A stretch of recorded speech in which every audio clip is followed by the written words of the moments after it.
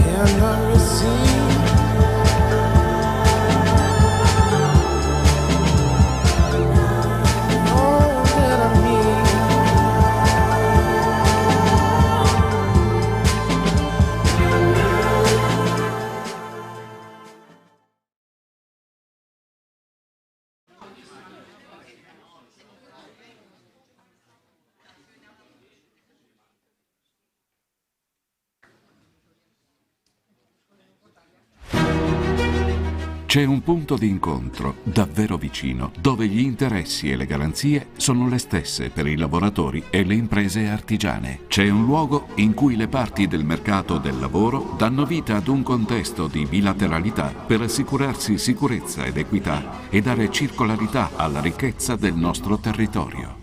C'è uno spazio interamente veneto, voluto dalle parti sociali e artigiane, quella datoriale e quella sindacale insieme, per garantire un'adeguata, sicura e precisa assistenza sanitaria integrativa e capace di rispondere ai principi solidali anche in situazioni di straordinarietà.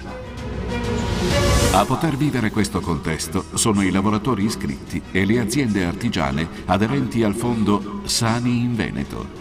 Fondo che garantisce una scelta tra 3.600 trattamenti e prestazioni sociosanitarie integrative e complementari al Servizio Sanitario Nazionale e grazie a 6.000 centri convenzionati. Sani in Veneto rimborsa ogni anno quasi 200.000 richieste, contando su più di 200 sportelli presso le parti sociali. La nostra assistenza sanitaria integrativa, che si basa su una gestione diretta e non mediata, rappresenta la possibilità di ottenere il rimborso di tutte le spese per le prestazioni mediche, non solo per i dipendenti delle aziende artigiane, ma anche per gli imprenditori, i soci e i collaboratori e per i familiari di entrambe le parti. A dar vita a questo luogo, utile per dare conforto alle nostre necessità, spazio sociale fondamentale e punto di incontro ispirato alla mutualità e alla reciprocità, è stata la precisa volontà costitutiva di Confartigianato Imprese, CNA e Casa Artigiani del Veneto per la parte datoriale e di CGIL, CISL e UIL del Veneto per la parte sindacale. Insieme siamo Sani in Veneto.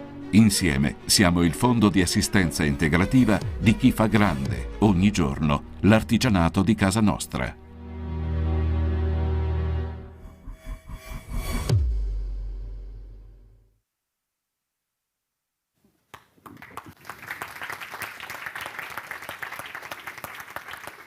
Bene, grazie ovviamente a tutti per la vostra presenza. Questo applauso va sicuramente a Sani in Veneto, a questo terzo bilancio sociale. Diciamo che oggi insieme vorrei farlo un po' fuori dai protocolli, no? È davvero una riunione di lavoro, perché può essere davvero una riunione di lavoro epocale. Parleremo di tante questioni aperte, realizzate, di futuro, e lo vogliamo fare con 4 relatori che vi citerei dopo quando salgono sul palco, così li accoglieremo come conviene. Nel frattempo, per aprire parlando di capitale sociale e bene collettivo, vorrei dare la parola al Presidente Antonio Morello. Grazie. Bene, buongiorno a tutti, a nome mio, a nome del CDA, benvenuti agli ospiti, ai rappresentanti delle parti sociali, ai dirigenti della pubblica amministrazione, a tutti gli operatori di servizi che sono qua presenti. Ho titolato, come avete visto nella brochure, il mio intervento come Sani in Veneto, inteso come capitale sociale e bene collettivo. Questo terzo pubblicazione del bilancio sociale, infatti, ci riporta ancora una volta dei risultati che, come potrete riscontrare proprio nella prosecuzione dopo il mio intervento del direttore, dei risultati che sono stati per il 2021 ampiamente positivi, nonostante che il fondo abbia dovuto ancora continuare ad operare in situazione di pandemia. Ma quello che i dati non dicono solo di positivo, quello che i dati dicono di positivo è solo una parte di quello che è accaduto. Infatti abbiamo visto il nostro fondo offrire un supporto al sistema sanitario con una funzione di vero ammortizzatore sociale sanitario e del territorio. Questo ammortizzatore è stato molto efficace perché ha dato soluzioni puntuali agli iscritti e ha potuto avere a disposizione delle risorse rilevanti, quasi 5 milioni di euro messi a disposizione. La pandemia ha rappresentato uno stress test senza pari, un evento inaspettato e mai vissuto prima, anche nei nostri tempi moderni, che il nostro fondo ha superato benissimo grazie proprio alla lungimiranza del modello di gestione. Questo è molto importante. Il modello di gestione che è stato adottato è molto efficace, molto efficiente proprio anche per affrontare, come è stato detto anche nel video, gli eventi improvvisi. Preparato all'interno con il suo personale, perché abbiamo un personale che è molto preparato e ha dato proprio risposte immediate, e la capacità prontamente di imparare in corsa. Noi abbiamo imparato in corsa quello che dovevamo fare e lo sentivamo, lo respiravamo dai nostri 200 sportelli. Il fondo ha saputo orientare gli interventi in modo preciso ed efficace, conoscendo i bisogni e le criticità proprio perché le vive a contatto con i nostri iscritti. 200 sportelli ho detto. E questi sportelli hanno lavorato in maniera molto dura e in presa diretta, e a loro sinceramente oggi dobbiamo dare anche il nostro applauso, dobbiamo ringraziarli. Lo scorso anno abbiamo introdotto, e oggi lo ribadiamo, il concetto di fondo di sanità integrativa per il mondo artigiano veneto, attraverso l'integrazione dei vari sistemi di rappresentanza, gli strumenti e il territorio. Rappresentanza che non ha mai smesso di elaborare soluzioni. Strumenti che sono presenti in Sani in Veneto, ma anche in tutta la bilateralità che noi esprimiamo. EBAV in testa, ma Cobis, Edilcassa, Solidarietà Veneta. E territorio proprio inteso come luogo delle relazioni strette, della sostenibilità. Territorio, luogo di dialogo, di rappresentanza. Abbiamo anticipato anche ancora l'anno scorso che Sani in Veneto avrebbe dovuto raccordarsi con i sistemi di sanità pubblica allo scopo di dare coperture universali, potenziare il sistema sanitario pubblico veneto, rafforzare il sistema di welfare territoriale. E questo l'abbiamo fatto. E questa esperienza che stiamo facendo è veramente tra le poche, direi le uniche. E ribadisco purtroppo fra le uniche, perché quando succede che dici che sei fra le poche vuol dire che qualcuno resta indietro. E questo non va bene. Lo stesso assessore Lanzarin, intervenuto in videoconferenza, ci ha sostenuti nel percorso di convenzione con la Regione sulla scorta del piano sociosanitario 2020-19 e 2023, bene descritto nell'articolo 10, proprio sulle forme di integrazione regionale di assistenza sanitaria e sociosanitaria, a cui noi abbiamo dato anche risposta. E quest'ultima sottolineata proprio dall'assessore. Ad oggi abbiamo ben 4 progetti di convenzionamento in cantiere e 2 di questi li sentiamo oggi nell'intervento della Regione e nell'intervento di Vicenza, dell'US di Vicenza. E allora che cosa ci dice questa terza dimensione del fondo? Perché se noi possiamo proprio dirci di avere una terza dimensione che è proprio quella del bene collettivo. Ci dice che abbiamo superato il recinto del profit, siamo andati oltre. E siamo nel non profit, ma questo non è solo un vanto per l'autogestione, è perché possiamo liberare risorse e possiamo progettare cose nuove. È come se avessimo i semi, se il contadino avesse i semi, che se li può fare lui, che non li compra dalla multinazionale dei semi sterili, ha dei semi che sono vivi. Abbiamo superato anche il recinto del sanitario diagnostico introducendo il sociosanitario. Un'altra cosa meravigliosa. Progetto di non autosufficienza, maternità. Concetti fantastici. Sociosanitario. Questo è un concetto meraviglioso che il fondo sta portando avanti. E abbiamo anche incluso nel concetto di salute diagnostica e prevenzione anche il concetto di benessere fisico. Per quello parlo di bene collettivo, perché abbiamo una terza dimensione che è proprio frutto di questo lavoro di tutti questi anni, 9 anni di lavoro, 2013, che sono pochi perché siamo giovani, sono un bambino di 9 anni, insomma, ne abbiamo di strada da fare. Abbiamo introdotto il concetto di comunità di cura larga, dove l'attenzione del benessere dei lavoratori dell'impresa artigiana viene affrontato da più parti con la bilateralità, in più elementi, con più strumenti, e si estende ai familiari, ai parenti. Parliamo ora di comunità azienda artigiana, 5,5 milioni di persone vive, sangue e ossa. Carne, chiaramente. In concreto realizziamo con i fatti che l'importanza della produttività, e qui ci siamo, di produttività e della competitività delle nostre imprese sono frutto del sistema impresa, del clima che i lavoratori e gli imprenditori respirano in una impresa resa ora sostenibile, dove la tutela della salute è all'interno sì dell'azienda, ma anche fuori dell'azienda, proprio in virtù di questo sistema di welfare bilaterale territoriale, che si prende cura delle persone, della comunità artigiana. Il mercato del lavoro, dopo la pandemia, è cambiato completamente. Ha ripreso vitalità, dicono certi, gli esperti.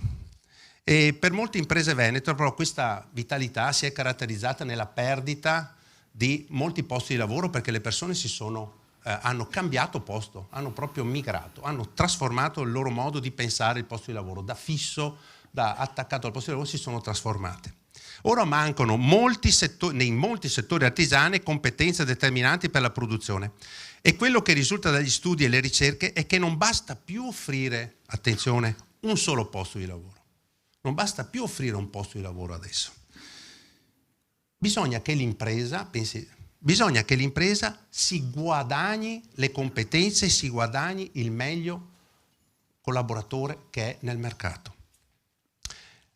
Ed ecco perché siamo convinti che la nostra bilateralità, tutta insieme, e il welfare che essa esprime nel suo interno, è il punto di forza per le nostre imprese, che possono spendere da subito questo bene per attrarre, fidelizzare persone sia dello scorso secolo, ma soprattutto i giovani che intendono impegnarsi nel nostro mondo dell'artigianato, dell'impresa artigiana, dando vita a quello che noi chiamiamo proprio welfare territoriale. Perché attenzione, noi non siamo un'impresa o un artigiano che rappresenta un unico settore, noi rappresentiamo tanti settori, dal parrucchiere al mobiliere, abbiamo al meccanico, all'elettronico, abbiamo tutto il settore, una comunità vera e propria. È completamente diverso il nostro ruolo.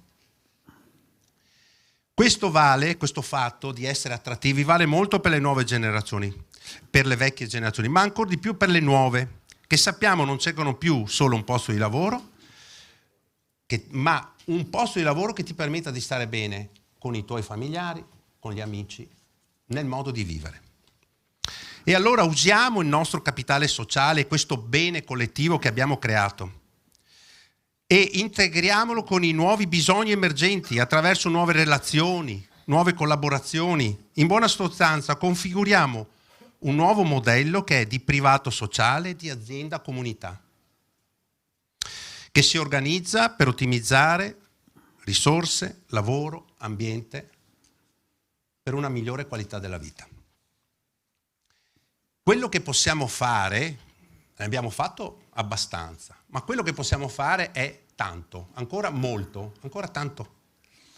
E con la bilateralità tutta possiamo veramente organizzarci e realizzare un welfare territoriale straordinario. Lo stiamo già facendo, ognuno fa la sua parte in maniera molto diligente e vedo che le cose stanno andando avanti. Bisogna andare nella direzione della prevenzione spinta, poi vi farò vedere alcune cose, nella sensibilizzazione di stili di vita buoni, adeguati, nella composizione di una telemedicina e una telediagnosi che riduca anche i costi e che sia più presente, ancora più presente, perché abbiamo visto che con la pandemia era molto importante avere un sistema remoto che ci faceva comunicare. Adesso vi mostro due immagini tratte dal rapporto dell'Organizzazione Mondiale della Salute che ho visto per caso. Ecco, queste erano le immagini che dovevano... Le avevi proiettate con qualcosa? Sì? Il fatto appunto messo di vivere più sani possibili, no? Nascita, vita, fine. Questa è la cosa. La curva decrescente del fatto di vivere anche la malattia a lungo, eccetera, non è nei nostri progetti. Noi vogliamo far vivere le persone nel migliore dei modi. Vi faccio vedere queste slide che sono molto importanti perché vi fanno vedere, per esempio, nel posto di lavoro, la prima assenza è il mal di schiena, problemi articolari. E qui possiamo mettere in campo 49% di assenze nel posto di lavoro, ma soprattutto disagio per le persone che stanno male. Abbiamo questo. La seconda, stress, ansia, voglia di non far niente. Questo capita molto spesso appunto in alcuni posti di lavoro. Ipertensione, un altro elemento molto importante, ipertensione, di cui pochi ne hanno anche consapevolezza. Sindrome metabolica, che questa viene seguita, ultimamente c'è un progetto che ha fatto anche l'ULSS di Padova, e poi la miopia, che sarà sempre più frequente, vedi per i telefonini, eccetera. Ma questi sono dei killer che comprimono la nostra produttività, comprimono il nostro benessere e riducono la nostra qualità della vita. E poi c'è un'altra slide molto interessante che ho visto e ho detto, ma questi siamo noi, che è la prossima. Grazie. Vedete, questo è il follow-up che dà praticamente l'Organizzazione Mondiale della Salute. Mette nella base, questa verde, la salute del personale e la prevenzione, che è quella che abbiamo fatto, che facciamo da sempre, da quando è nato il fondo. Guarda caso cosa c'è come secondo pilastro? Benessere psicofisico. Il terzo pilastro, assistenza sociale, natalità, non autosufficienza. E il quarto, le campagne di informazione, quelle che abbiamo fatto e che faremo ancora e che vorremmo fare ancora per altri settori.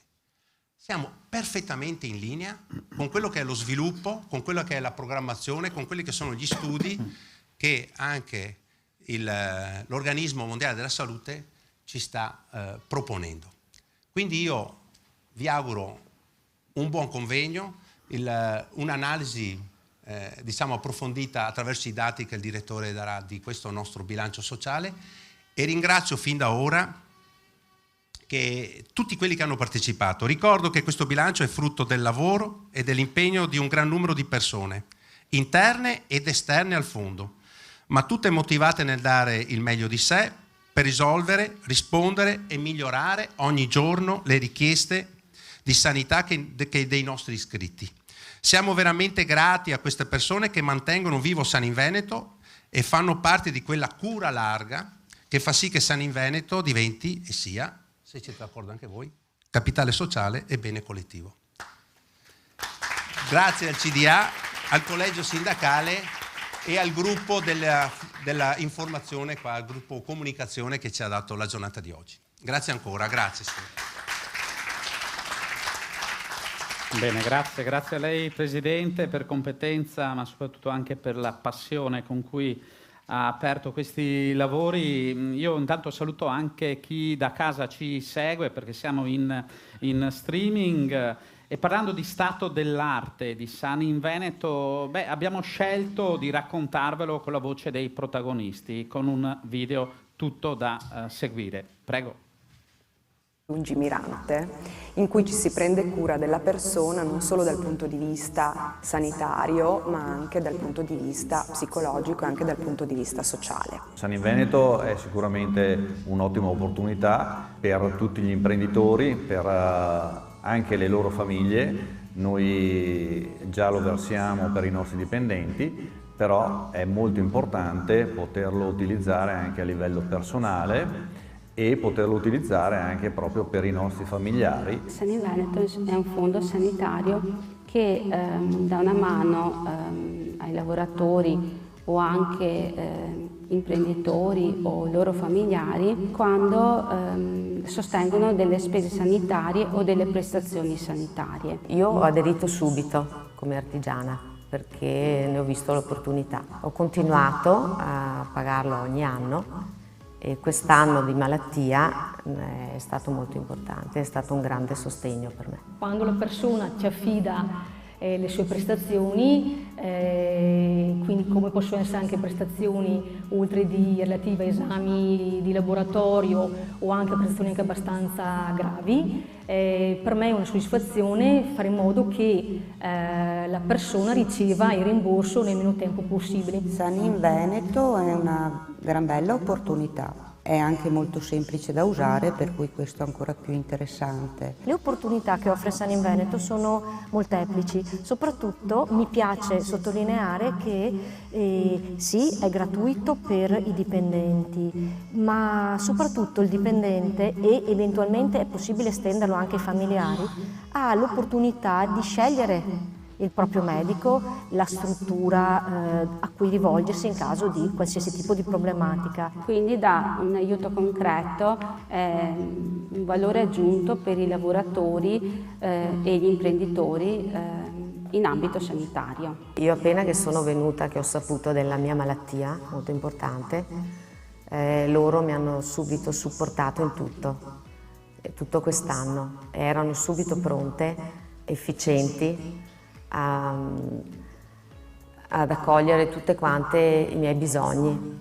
Mi sono state di grande aiuto e di grande supporto. Sono molto orgogliosa in quanto quando una persona si rivolge a me per affidare le sue competenze, le sue prestazioni, è come fosse un mio familiare, lo tratto alla stessa maniera come trattassi uno della mia famiglia che si affida a me per fare questa procedura. È un aiuto molto importante, anche perché a volte magari certe cose non si curano perché da dipendenti, insomma, se sono cose un po' importanti come importi, è un gran aiuto. Il gioco vale veramente la candela, senz'altro, esorto tutti di fatti imprenditori e imprenditrici di farne parte. Io ne ho usufruito sia per gli esami del sangue, sia per le radiografie e anche dal dentista per fare degli impianti. Quelli avevano un importo rilevante e questo mi ha aiutato tanto. È stata una cosa molto veloce e semplice anche. Sono entrata sul sito, mi sono registrata, dopo poco tempo c'è il pagamento, il rimborso, la quota di rimborso. L'esperienza più emozionante che ho provato come sportellista è stata proprio un riconoscimento fatto da un iscritto che dopo averlo seguito a distanza di tempo mi ha inviato una lettera, proprio una lettera spedita, dove mi scriveva di suo pugno, quindi la positività dell'intervento fatto, sia a livello, perché gli era stato riconosciuto un importante contributo, però a livello umano mi ha proprio detto, ed è una cosa che ancora adesso mi emoziona, che a livello umano mi ha sentita molto vicina, in qualche modo nel mio piccolo riuscire ad aiutarli, ecco, per me è un orgoglio. Io ho scelto di collaborare con Sani in Veneto perché mi ha estremamente colpito la lungimiranza del fondo nella tutela della persona anche dal punto di vista psicologico, che poi è quello che ci insegna l'OMS, nel senso che quando si parla di salute si parla di benessere psicologico, sociale e medico-sanitario. Il fondo già da molto tempo è stato uno dei precursori a considerare la persona tout court in modo olistico e di permettere di accedere a prestazioni psicologiche anche persone che non avrebbero avuto accesso, perché sappiamo che le prestazioni psicologiche sono costose, sono difficili da raggiungere, c'è ancora un po' di riservo, quindi il fatto di portarlo fuori e dare delle opportunità secondo me è straordinario. Effettivamente Sani in Veneto propone tantissime prestazioni che purtroppo non tutti conoscono, infatti da quando ho seguito questa bellissima esperienza ho visto delle prestazioni che non sapevo nemmeno io ci fossero, che possiamo andare da un esame del sangue a un parto stesso, al rimborso tutto quello che riguarda anche tutte le visite che uno fa prima e dopo il parto, poi tutte le varie visite specialistiche che uno fa magari dal psicologo, visita dermatologica, c'è tante prestazioni che se non le conosci non sai neanche che hai una grande opportunità. Welfare è un sistema molto importante da utilizzare sia per i nostri dipendenti che per noi imprenditori, per tutta la famiglia, oltre ai benefici che ne può dare con Sani in Veneto, Sani in azienda e Sani in famiglia, è proprio importante dal punto di vista anche economico, perché comunque c'è una parte che rientra in azienda come sgravio fiscale. Iscriviti subito perché è molto importante per la tua salute, per il tuo supporto, per te stesso, per la tua vita, direi anche.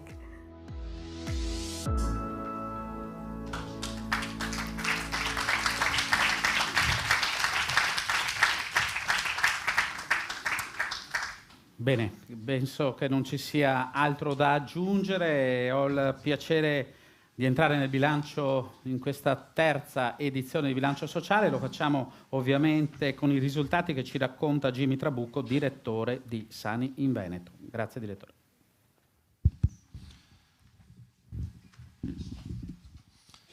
Buongiorno a tutti. Innanzitutto quello che avete appena visto è solo l'anteprima di un progetto che si chiama Testimonianze che il Fondo Sani in Veneto sta costruendo. Quindi queste sono solo le prime immagini, ma già da queste prime registrazioni è evidente, insomma, la sostanza, la verità del nostro operato, e quindi abbiamo colto l'occasione per illustrarvelo. Logicamente poi verrà diffuso in tutti i modi, perché colgo un po' il testimone dell'anno scorso. Non so se vi ricordate chi era presente. Ci siamo posti l'obiettivo non solo di lavorare bene, ma anche di informare, di comunicare di quello che viene raggiunto. E noi oggi appunto siamo qui a continuare questa strada, a continuare a lavorare bene e a continuare a voler informare e comunicare, anche variando gli strumenti, anche variando i sistemi, provando a cambiarli per migliorare appunto questa comunicazione di quello che facciamo. Comunque ha sempre una certa emozione, viene sempre vista nel modo giusto, perché secondo me vedere le persone è l'importante aspetto che resta, che deve restare. Una frase che io uso sempre è che dietro i numeri ci sono le persone. Oggi io vi parlerò di numeri, però dietro ci sono delle persone.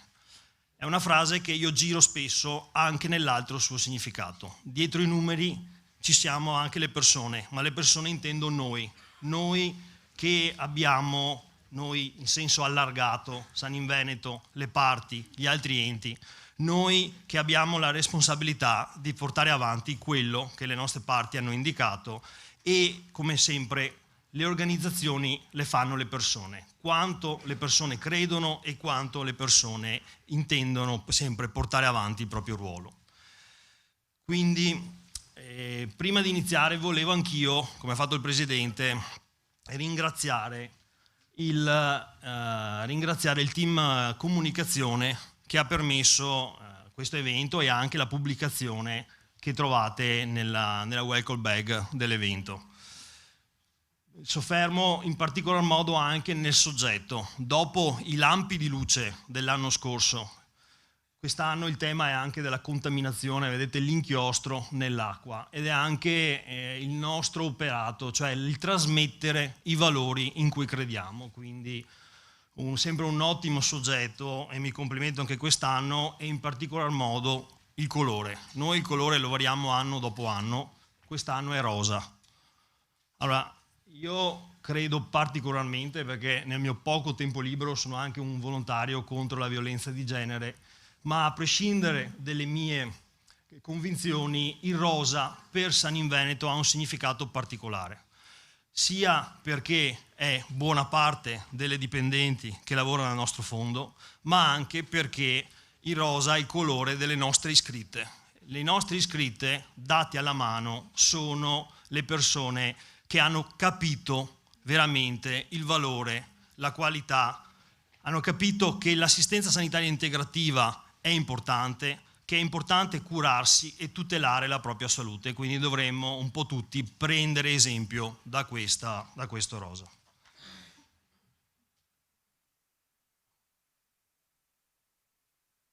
E soprattutto, altra necessaria premessa, San in Veneto non è nato da solo e San in Veneto non opera da solo. Inizio da EBAV e da COBIS. Per chi non li conosce, sotto abbiamo messo degli stand proprio per ricordare la sinergia, l'azione corale. Sono enti virtuosi di una bilateralità veneta virtuosa, quindi chi non lo conosce sotto trova tutti i materiali, sono anche presenti tra noi i loro rappresentanti, quindi a maggior ragione ricordiamo sempre l'operato sinergico della bilateralità. E soprattutto San in Veneto è nato da un preciso impegno istituzionale delle nostre parti sociali, che nel 2013 hanno ritenuto opportuno innovare il modello creando un fondo trasversale proprio per permettere quei meccanismi di integrazione tra pubblico e privato che sono anche l'oggetto dell'incontro di oggi. Bene, passando ai numeri, io vi do al solito i numeri complessivi, cioè San in Veneto è una struttura che continua a supportare la propria platea in modo attivo, ha raggiunto numeri importantissimi, li trovate nel bilancio che avete appunto tra le mani, 232.000 prestazioni, un erogato che arriva a 12 milioni di euro, sono numeri molto importanti. Io cerco ogni volta comunque di trasmettervi non solo le performance ma anche una lettura, perché è sempre importante capire come si sta muovendo la struttura, come reagisce agli stress che la attraversano, e per permettere di capire questi numeri e capire sotto qual è l'andamento di riferimento. Per capire come sta andando un fondo, logicamente la prima dimensione è data dal nomenclatore. Sono numeri in crescita e sono importanti. San in Veneto, come dicevo, nel 2021 ha raggiunto le 232.000 prestazioni, 12 milioni di euro liquidati, nel 2020 aveva 180.000 prestazioni e 7 milioni e 600. Io potrei parlarvi di numeri, dire che sono aumentati del 20% gli utenti che hanno richiesto, del 30% il numero di prestazioni, del 50% dell'erogato. Potrei dirvi che nel 2021 abbiamo permesso alle persone che non avevano usufruito nel 2020 di avere quelle prestazioni sanitarie che non hanno potuto usufruire l'anno precedente. Potrei dirvi che l'aumento dell'erogato è dovuto anche al grande supporto della diaria data in casi di Covid, però io cerco sempre più dei dati di farvi capire anche i risultati, la macchina come sta andando, come suona il motore. Ecco, diciamo che secondo me la lettura più importante di questo aumento è che alla base c'è un nomenclatore scelto con attenzione e tarato, è un nomenclatore molto vasto, 3.600 prestazioni, perché alla fine l'erogato non è nient'altro del prodotto del nomenclatore per l'efficienza del modello più le prestazioni straordinarie. Ecco, quindi un elemento di qualità del fondo è l'ampiezza del nomenclatore con 3.600 prestazioni, l'efficienza è un altro aspetto, infatti è la semplicità di richiesta, ma anche, lo vedremo, la capacità di intervenire in modo straordinario. Quindi ricordiamoci che dietro questi numeri ci sono un'ampiezza del nomenclatore che è una risorsa per i nostri iscritti e anche un'efficienza del modello. Chi ha letto con attenzione il bilancio sociale vede che di spese generali il fondo è ampiamente sotto il 10% e questo lo dico anche a chi studia questi sistemi, e quando si parla di assistenza sanitaria integrativa spesso si fa riferimento ai costi delle assicurazioni che hanno delle percentuali di gestione molto ma molto più alte. Questa è un'altra qualità del modello, quindi l'autogestione che si è sempre affiancata alla nascita di nuove prestazioni. Vedendo poi le prestazioni trovate un dettaglio nel bilancio sociale. Abbiamo, piuttosto di elencarvi le 11 categorie, le abbiamo suddivise per i bisogni che soddisfano, in modo che ognuno di noi possa andare a casa con questa suddivisione. Cosa fa San in Veneto? San in Veneto permette il controllo e la prevenzione con le visite specialistiche e l'analisi di laboratorio. Interviene in caso di copertura eventi onerosi, l'intervento chirurgico, ma anche le spese frequenti come le spese dentistiche. Adesso non entro nei dettagli, sapete benissimo che abbiamo, per quanto riguarda le spese dentistiche, sommate superano i 2.000 euro di erogazioni annuali sulle persone. Io al solito potrei, i dati li avete, ognuno può approfondirli, potrei mettermi a compararli anno dopo anno. L'anno scorso le visite erano 44.000, la diagnostica era 49.000, quindi cubavano 95.000 prestazioni. Oggi sono 57.050 più 62.000 circa, quindi abbiamo un aumento di altre 23.000 prestazioni. Però, come l'anno scorso, io vi dico che questa è una lettura importante per quanto riguarda il numero dei soggetti, però non va confuso la cifra che vi dicevo prima dell'erogazione, perché quello è solo il costo. In realtà chiediamoci il valore. Si dice sempre parlate del valore, non parlate del costo, perché qua parliamo di prestazioni sanitarie. Quindi qui c'è una persona che ha avuto bisogno, le persone che avete visto anche prima, che ha avuto bisogno di una prestazione sanitaria e grazie al fondo ha permesso l'accesso a questa prestazione. E quanto vale? Quanto vale uno screening di prevenzione al momento giusto? Quanto vale una procreazione medica assistita che porta alla nascita di un bimbo? Quanto vale una persona che tramite alle protesi può sentire e vedere bene? Ecco, questa è la riflessione che vi pongo sempre quando leggiamo, quindi bene il monitoraggio fisico di quante prestazioni, quante persone, però ricordiamoci che spesso anche quel singolo può avere un valore per la persona immenso.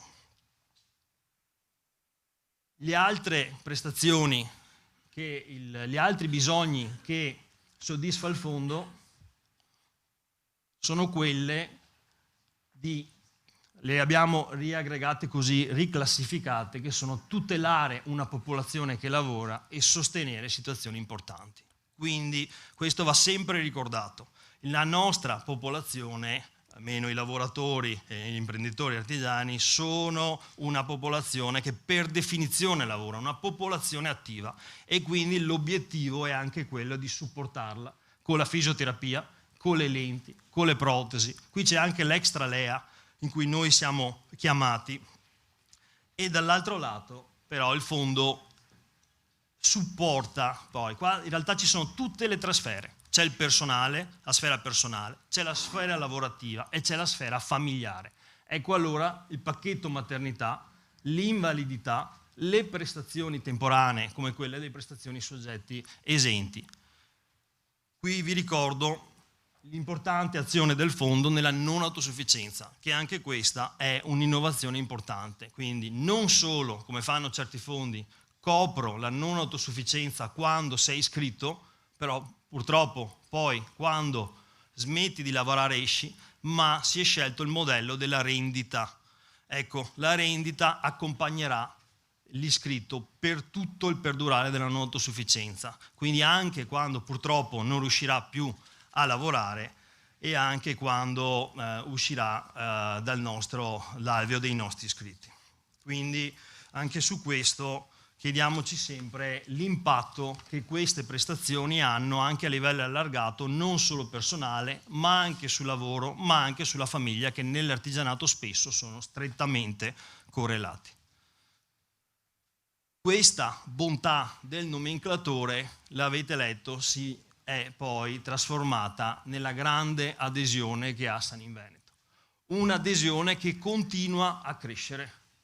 L'anno scorso ci soffermavamo sul lockdown, quest'anno ne diamo anche una lettura virtuosa anche della chiusura. Il mese di luglio è stato quello della scelta diversa dell'edilizia, ma vedete che comunque anche al netto dell'edilizia il modello continua a piacere, c'è molto passaparola, le adesioni continuano ad aumentare e ci si avvicina sempre di più alla saturazione della platea. Questo perché, a prescindere dalle varie obblighi o meno, sempre di più la pandemia ci ha insegnato che l'assistenza e il welfare sono due cose da non sottovalutare ed è importante avere qualcuno che ci aiuti. L'altro elemento, l'altro braccio di questa equazione che ho descritto prima è la capacità di reagire, quindi il fondo sotto stress, il sistema del fondo con le parti sociali. Queste sono le due iniziative che il fondo ha portato avanti, che si sono aggiunte alle 3.600 prestazioni che vedevamo prima. Sono numeri, come vedete, importanti, 2.800.000, mai così vicini, la diaria per il supporto in caso di quarantena, isolamento, Covid, il raddoppio dei massimali per eventuali visite e accertamenti legati al Covid, ma anche la campagna Riaprire Sicuri, la prima grande campagna di convenzione di copertura delle spese alle aziende per riaprire in sicurezza. Che qui 6.000 dipendenti hanno usufruito della compartecipazione al costo del fondo di guanti, gel, mascherine, altri dispositivi, e anche 10.000 pratiche, 785.000 euro.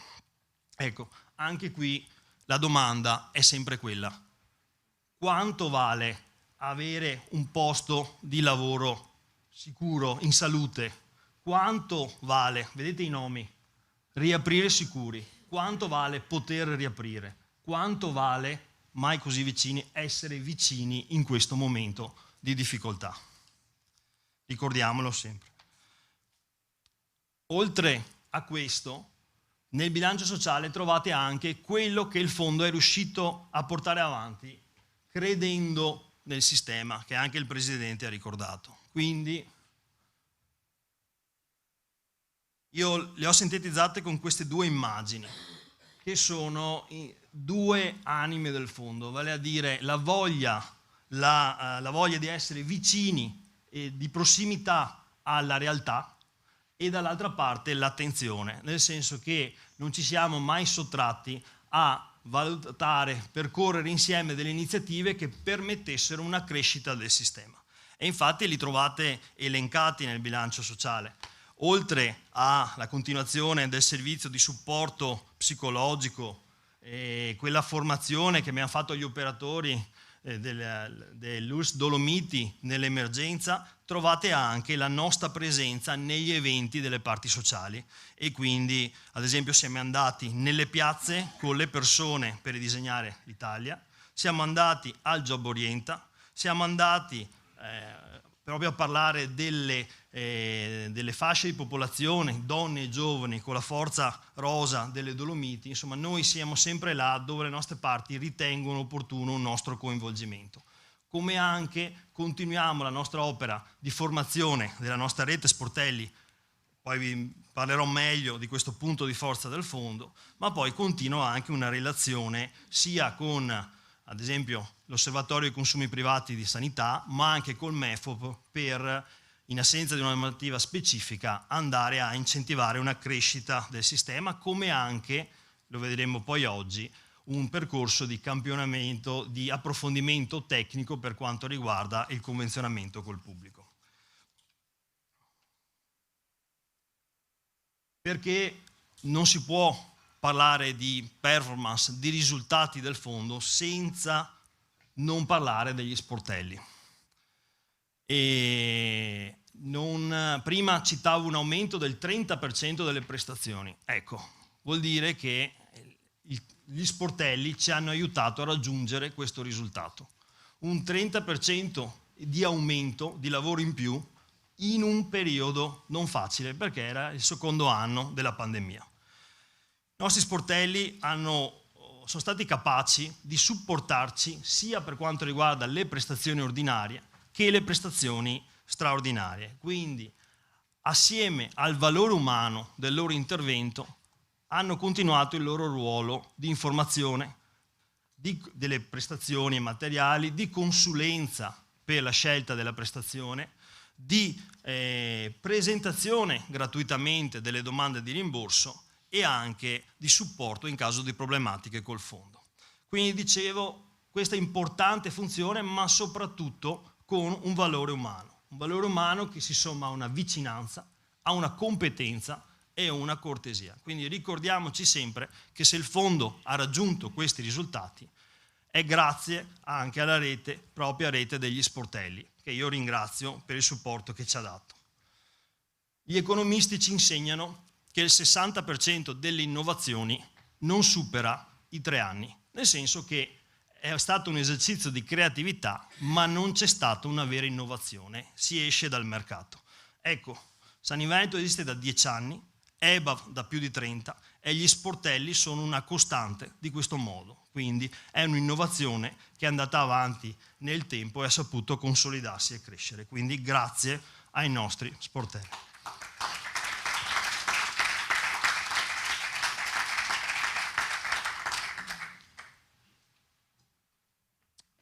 Questa è l'ultima slide. Proprio io mi rendo disponibile anche dopo ogni approfondimento. Noi, come dico, a ogni formazione non spariamo, nel senso che ci trovate sempre, ci potete contattare. I nostri sportelli sono bravissimi nel spiegare gli stessi dati. Questa slide in realtà l'ho ripresa, l'ho trovate 2 volte sul bilancio sociale, all'inizio e alla fine, perché in realtà mi venivano in mente le 2 frasi che abbiamo letto tutti quando si parla della vela. La prima è che non c'è vento favorevole per il marinaio che non sa dove andare. E la seconda, che nel porto una barca è al sicuro, ma non è per questo che è stata costruita. Allora, io sono qua a dirvi che San in Veneto ha una grossa forza, che è quella poi della sua capacità di innovare, di crescere, di ritrovarsi, di portare avanti. Io vi devo dire che con difficoltà sono qua a parlarvi del 2021, perché io non vedo l'ora. Io vorrei parlarvi di quello che stiamo preparando per il 2023, ma soprattutto di quello che le nostre parti sociali ci chiedono di porre in essere per il prossimo anno. È tutta una serie di novità che trovate alla fine del bilancio sociale, il proseguimento del cammino di autogestione, il convenzionamento con le strutture private, i pacchetti aggiuntivi delle tutele volontarie, nuove prestazioni. Non è l'obiettivo di oggi, però chiediamoci anche tra, come dicevo, le qualità del fondo. C'è anche quella di capire sempre attraverso le parti sociali dove è la direzione per il futuro del fondo, di crescere, di innovarsi, di migliorarsi. Certi direbbero 10 anni e non sentirli. Ecco, questa è una grande forza del fondo. Permettetemi poi due ringraziamenti finali, perché logicamente i risultati hanno anche dietro l'impegno delle persone. Ecco, il primo su quanto riguarda i dipendenti e i fidelizzati, perché io riconosco che io stresso equamente tutti, ho stressato tutti equamente. Allora, io li metto tutti su un'unica riga in questo ringraziamento, nel senso che non c'è un ruolo, un impegno che ha un peso maggiore degli altri, non ha un peso diverso chi si impegna nelle contribuzioni, nella conciliazione, chi raccoglie le schede delle tutele volontarie, chi si occupa della privacy, di rispetto alle normative, chi si occupa della liquidazione, chi fa nascere nuove piattaforme. Io le ringrazio, non c'è una priorità. Ecco, permettetemi questi due ringraziamenti con una metafora che potrebbe essere quella di un'orchestra. Ecco, ognuno ha un proprio ruolo. Non è che i legni valgono di più dei fiati, degli ottoni. Ognuno ha un proprio ruolo e io ringrazio quindi comunque tutti quelli che hanno suonato bene, tutti quelli che hanno suonato meno bene. Ringrazio chi è stato capace di un bel assolo, ma anche chi ha capito che in quel momento doveva suonare qualcun altro e ha capito i tempi del proprio intervento. Quindi mi sentirei di dire grazie.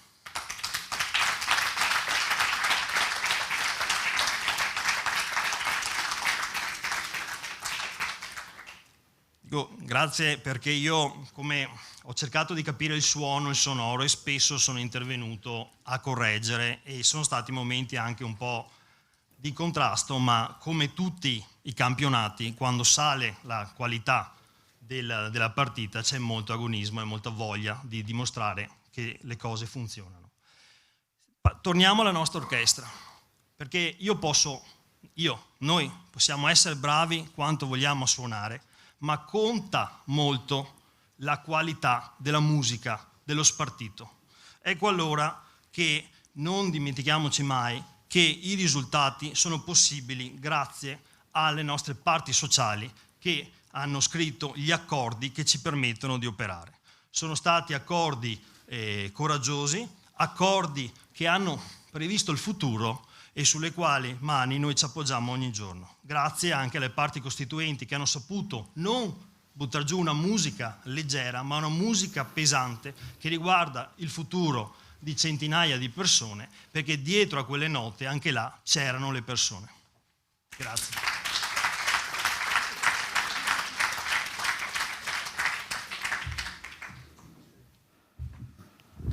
Bene, grazie direttore, penso che questo lo recupero io, penso che siano stati dei numeri davvero espressi con cuore e io davvero al direttore, ma soprattutto lui ha nominato i dipendenti, ha nominato però le parti di San in Veneto che hanno spinto a questi risultati, farei davvero un grande applauso a tutti loro.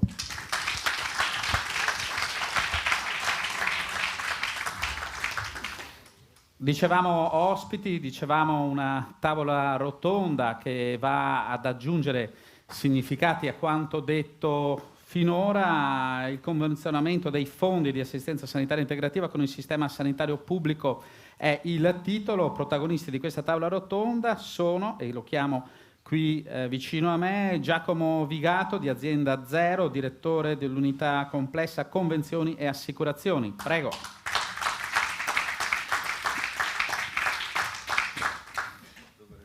Prego, faccia sul primo. Chiamo anche la dottoressa Diana Trabuio dell'azienda Uslotto Berica, della direzione amministrativa di ospedale e controllo di gestione. Prego, dottoressa.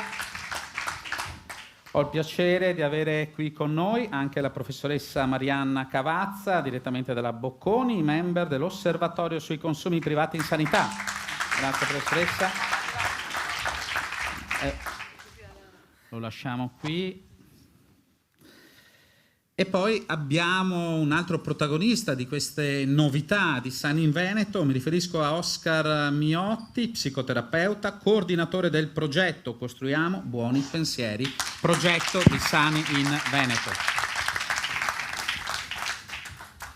Grazie.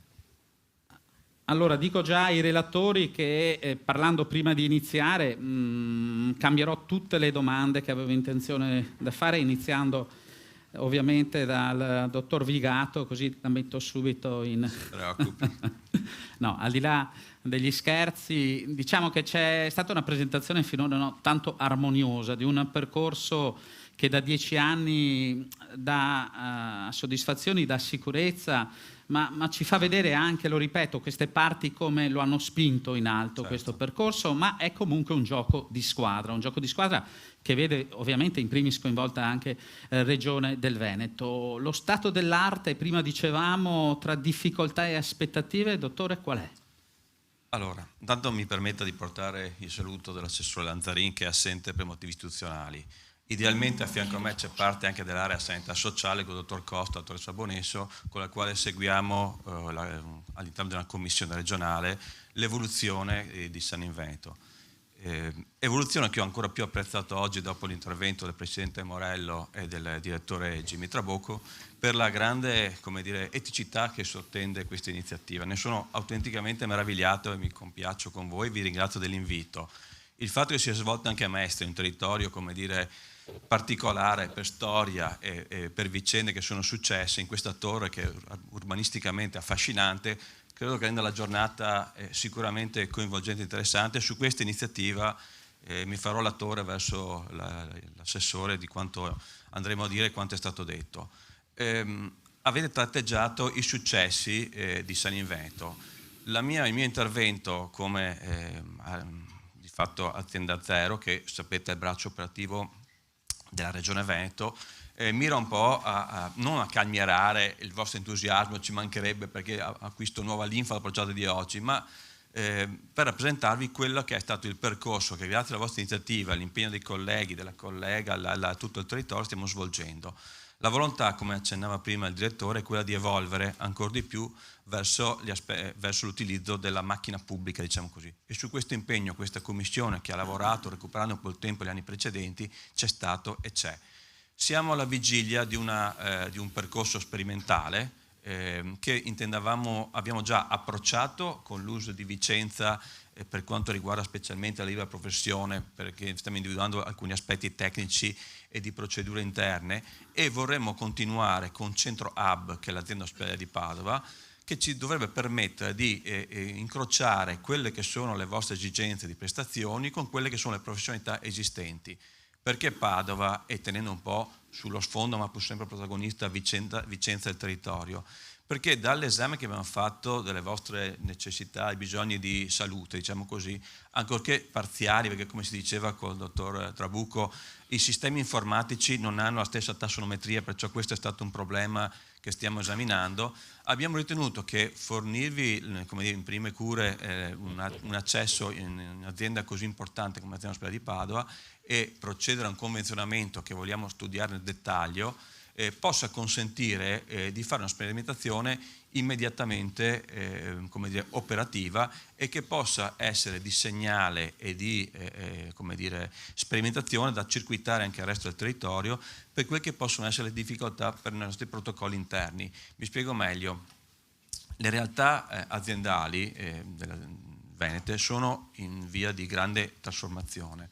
Una delle principali in corso è l'introduzione del SIO, che è il sistema informatico ospedaliero. Che cos'è il SIO? Brevemente, stiamo innervando tutto il sistema regionale, tutti gli uffici amministrativi piuttosto che la parte anche sanitaria, di una omogeneità informatica per cui stiamo creando un'unica procedura per tutta la regione Veneto, per cui chi vorrà fare un'operazione a Belluno saprà se c'è disponibilità ad Adria piuttosto che a Rovigo piuttosto che a Vicenza. Ecco, questo dialogare dei sistemi non è di immediata, come dire, utilizzo e fruizione, perché ognuno in passato ha iniziato segmenti diversi procedurali. La volontà che stiamo perseguendo è di procedere all'omogeneità. Allora, applicandolo in Padova, che è un centro tecnologicamente più elevato, sulla quale abbiamo trovato anche la disponibilità al pari di Vicenza, abbiamo ritenuto possa essere il giusto come dire, inizio, stiamo convenendo così insieme a voi, il giusto inizio per tarare al meglio l'offerta, la risposta alla vostra richiesta di salute con dei professionisti che possono in qualche maniera incrociare le vostre aspettative. Ecco, dottore, possiamo andare un po' sui dettagli anche di spiegare chi ci segue da casa e anche qui in sala in cosa consiste questa evoluzione? Ad oggi il tavolo di lavoro ha raggiunto un'intesa informale, ma preferiamo i fatti alle parole, in quanto in passato alcune volontà nobilissime e deliberate hanno avuto difficoltà di concretizzazione per motivi contingenti. Ad oggi l'intesa che andremo a valutare unitamente alla direzione di San Invento è quella di procedere in Padova ad una sperimentazione che possa permettere agli iscritti di San Invento una corsia preferenziale di prenotazione per l'utilizzo di prestazioni di tipo istituzionali, con l'opportunità per il fruitore di non perdere, ahimè, il tempo che è richiesto ordinariamente per la prenotazione e procedere appunto alla richiesta di prestazione, e con il vantaggio ulteriore che non spetterebbe a me a dirlo, ma se posso permettere di accennare, c'è una sensibilità di San Invento per poter procedere al pagamento del ticket integralmente. Ecco, che questo va mosso un plauso, ma non per piaggeria, per intimo convincimento al vostro management, perché in tempi estremamente rapidi ha dimostrato grande sensibilità. Per noi questo è un grosso vantaggio, che sotto il profilo procedurale, di fatture e quant'altro, non è banale questo passaggio, perché a noi permette di risparmiare tempo. Probabilmente c'è anche un'immediatezza anche di soddisfazione da parte di San Invento, e questo ci consentirà di poter formalizzare questo aspetto con immediata vantaggio per il sistema. Poi ci vorremmo testare, così come la prestazione come dire, ambulatoriale, ci sarà anche la prestazione tipo laboratoristico, perciò anche questo potrà essere un vantaggio per gli iscritti a San Invento. La volontà poi è di evolvere, e su questo per certi versi è una visione già più avanzata che aveva anche a Vicenza, che aveva già affrontato questo problema. Ci potrà essere anche un utilizzo anche dei liberi professionisti aziendali. Perché dobbiamo essere cauti? Non ve lo nascondo, perché voi sapete che proveniamo da un periodo di pandemia per cui le liste di attesa sono particolarmente importanti, e volontà e impegno dei direttori generali della Giunta di procedere a come dire, asciugare queste liste, però nella normativa in vigore la libera professione è concessa tanto quanto esiste un equilibrio con le liste di attesa, perciò questo aspetto ci costringe a dover valutare con estrema attenzione più elementi. Il primo, come vi dicevo, è normativo, cioè le liste di attesa devono essere in equilibrio con la libera professione. Il secondo, ahimè, è noto a tutti, è la carenza di medici, nel senso che i nostri medici, che sono la ricchezza dell'SSR, numericamente scarseggiano. Abbiamo realtà, reparti per cui i concorsi vanno deserti, uno per tutti, pronto soccorso, rispetto a 80 posti, 90, sono stati presentati 10 persone. Ecco, ci sono realtà che fanno fatica a decollare. La programmazione sbagliata negli anni precedenti in qualche maniera si riverbera in questi anni, e la volontà della Regione Veneto, che sta dialogando in questo momento più col MEF che col Ministero della Salute, per certi versi troviamo sensibilità, è quella di spostare l'attenzione anche economica e retributiva, per cui certe professionalità, certe specializzazioni possano essere remunerate in ragione della difficoltà intrinseca e del tipo di difficoltà che quel tipo di prestazione per orari, per turnistica, per stress può evocare. Medicina difensiva. Ecco, la medicina difensiva è uno degli elementi che teniamo in considerazione. Ha introdotto in effetti un elemento importante. Mi permetto di dare un chiarimento alla platea, se posso permettermi. Avete letto proprio ieri qualche titubanza, usiamo questo femminismo, da parte del collegio regionale in ordine all'assicurazione nel Veneto. Oggi noi parliamo di assicurazioni integrative, che è un termine un po' atipico in questo frangente, nel senso che sono più controprestazioni, diciamo così, e del criterio solidaristico diverso, ma appunto la medicina difensiva è uno degli elementi che teniamo in grande considerazione come Regione Veneto da evitare, per poter offrire l'appropriatezza agli utenti che si recano in strutture sanitarie.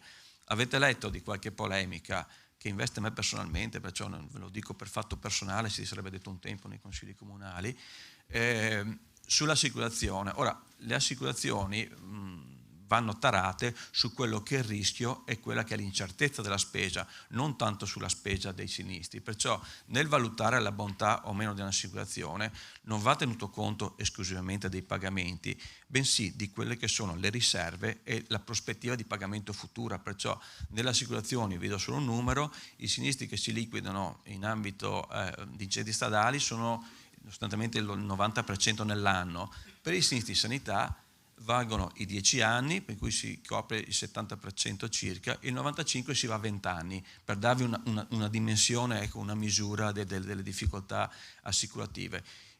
Ciò di cui parliamo oggi come dire, non attiene a questo, ma è la volontà, come dire, attiene al desiderio, alla volontà che ha incrociato la volontà pubblica di trovare la modalità giuridica operativa per parte clinica e per parte di procedure amministrative di poter fornire ai vostri iscritti la migliore prestazione, la migliore assistenza, tenuto conto così anche del contesto normativo e ambientale in cui ci dobbiamo operare. Io ho molto apprezzato l'allegoria del seme di Monsanto fatta dal Presidente in apertura e della sensibilità mostrata dal dottor Trabucco nell'evocare il colore rosa e quant'altro.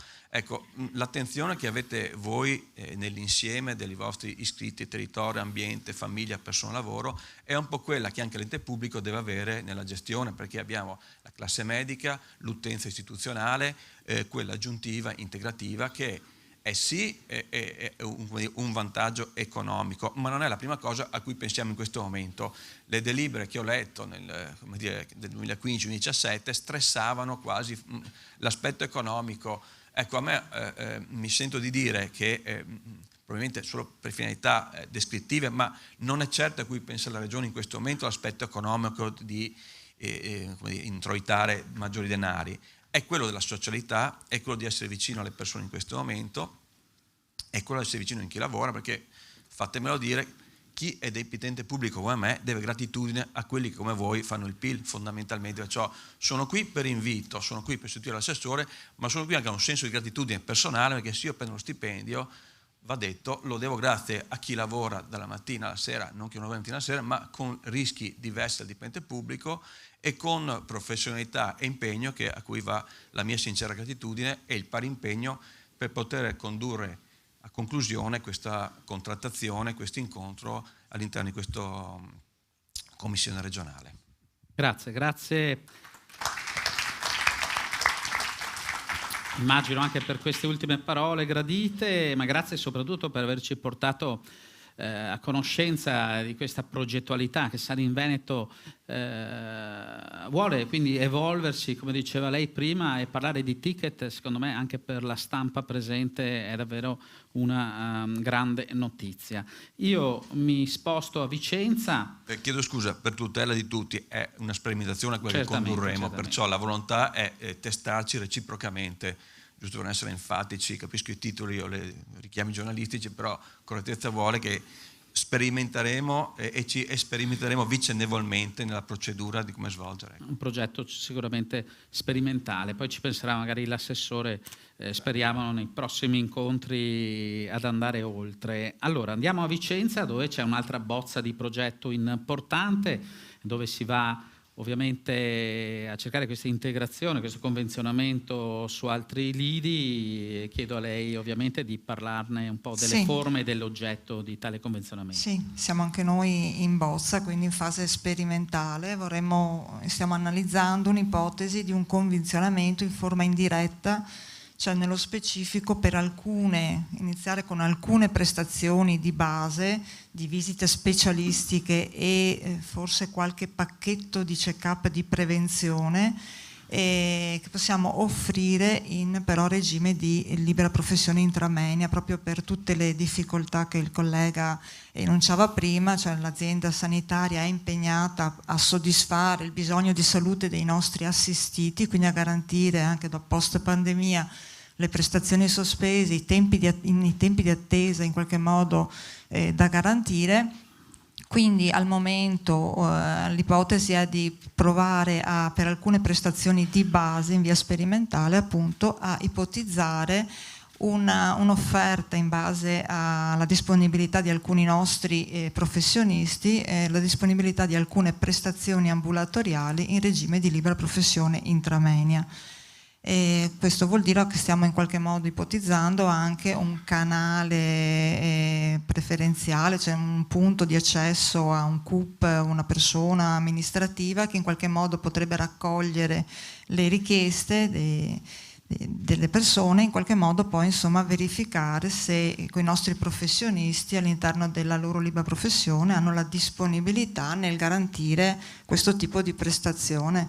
Adesso stiamo contattando i nostri professionisti per capire la disponibilità e valutare anche i volumi di prestazioni che in qualche modo possono essere ipotizzate. Magari con uno sconticino per San in Veneto? Con un po' uno sconto, insomma, in qualche modo che stiamo valutando con San in Veneto. Questo un po' è in forma indiretta, quindi l'utente paga comunque la prestazione e poi si rivale, insomma il San in Veneto rimborsa e noi garantiremo una rendicontazione dell'attività in modo da essere allineati. Questo è un po' quello che si pensava di sviluppare. Quindi c'è una sorta di canale preferenziale poi dedicato più che preferenziale a chi giunge da San in Veneto. Sì, chi giunge da San in Veneto, che comunque è equiparato agli altri utenti che scelgono il professionista in ambito di libera professione, quindi i nostri professionisti all'interno delle loro agende, una volta che hanno appunto soddisfatto tutta la parte istituzionale,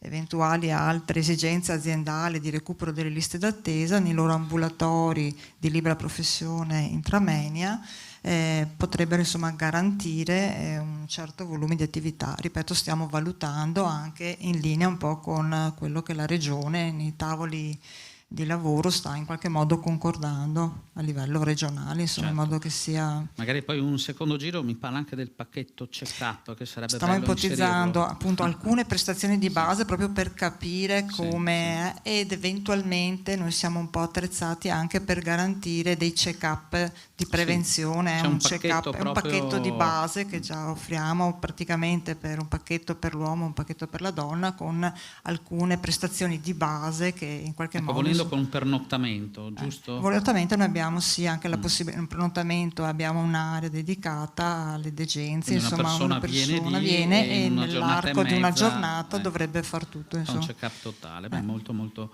questo bello, è un po' da valutare rispetto alle risorse e agli impegni. Insomma. Certamente. Allora, intanto grazie. Prego. E noi proseguiamo. Allora, e mi giro dall'altra parte, grazie anche per l'applauso.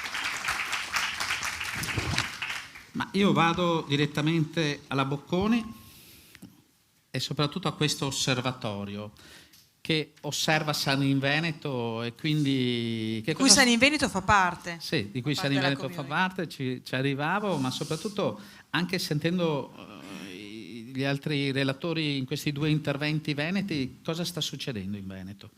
Qualcosa davvero di... No, di importante.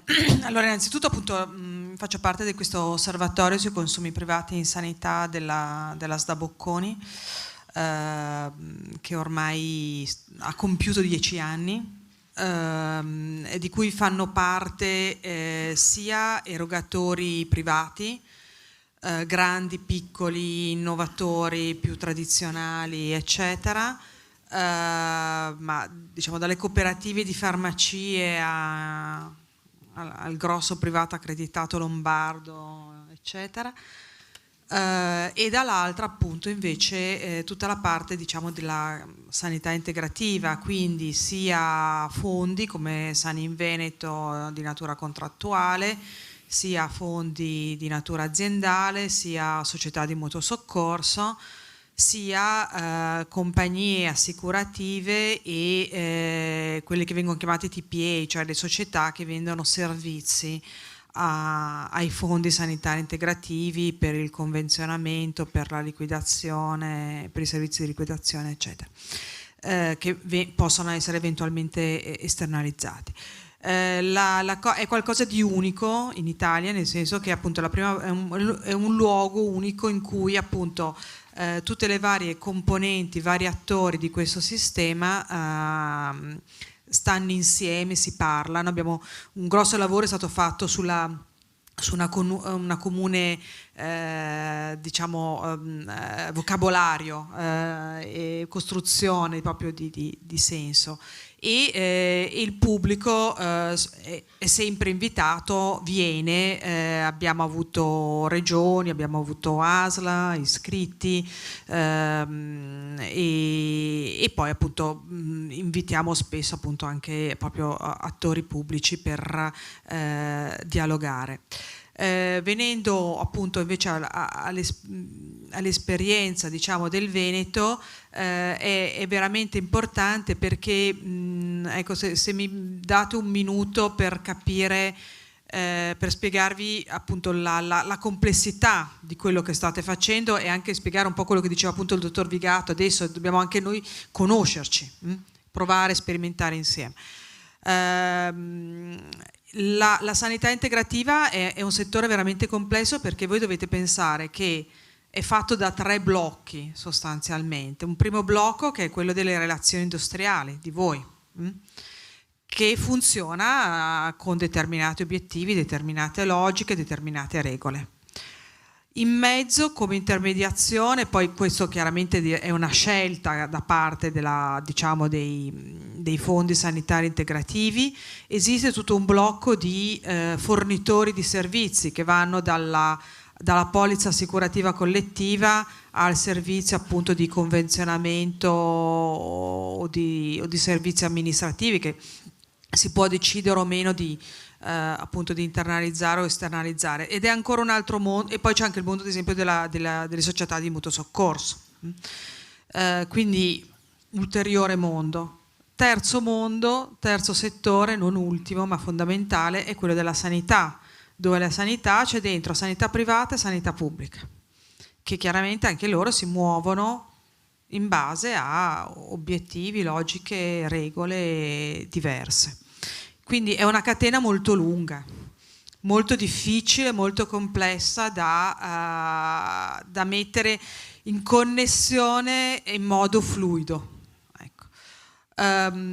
Forse la nostra sensazione è stata, io mi occupo di sanità integrativa da 13 anni più o meno, e in questi anni devo dire che è cambiata moltissimo, è cresciuta tantissimo. E il pubblico in generale, dico il ministero eccetera, hanno avuto soprattutto un atteggiamento più di osservatore esterno, con forse a volte dei livelli di comprensione limitati, e intanto però questo settore cresceva. Devo dire che dal 2019 è cambiato l'atteggiamento, nel senso che prima con una commissione parlamentare, poi con una scheda dedicata alla sanità integrativa all'interno del Patto per la Salute 2019-2021. Adesso con l'istituzione a settembre sono usciti dei decreti del Ministero della Salute per l'istituzione di un osservatorio sui fondi sanitari integrativi all'interno del Ministero della Salute, di cui faranno parte MEF, Agenzia delle Entrate, Agenas, eccetera. Questa è una novità. Questa è una novità, è uscita, sono i decreti di 15 e 30 settembre del Ministero della Salute.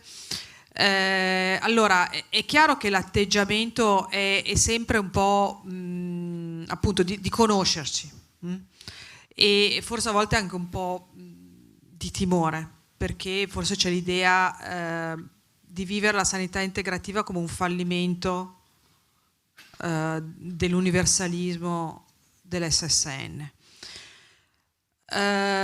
Io credo che invece la vostra esperienza potrebbe essere la dimostrazione che invece sono, appunto, non è qualcosa di cui aver paura, ma qualcosa con cui dialogare e lavorare insieme, avere gli stessi obiettivi.